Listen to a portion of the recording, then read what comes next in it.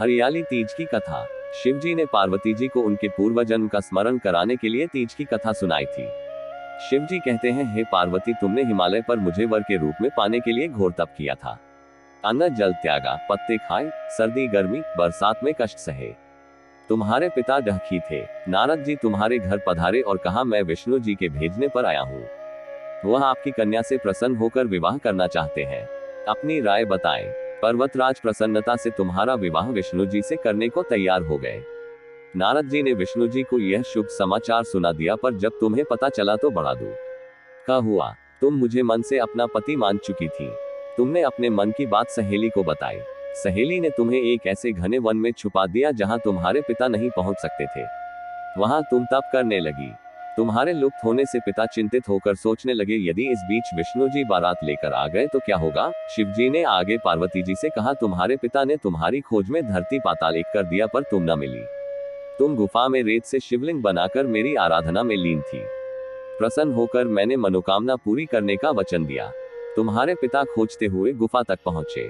तुमने बताया कि अधिकांश जीवन शिवजी को पति रूप में पाने के लिए तप में बिताया है। आज तप सफल रहा। शिवजी ने मेरा वरण कर लिया। मैं आपके साथ एक ही शर्त पर घर चलूंगी, यदि आप मेरा विवाह शिवजी से करने को राजी हो। पर्वतराज मान गए। बाद में विधि विधान के साथ हमारा विवाह किया। हे पार्वती, तुमने जो कठोर व्रत किया था उसी के फलस्वरूप हमारा विवाह हो सका। इस व्रत को निष्ठा से करने वाली स्त्री को मैं मनवांछित फल देता हूँ।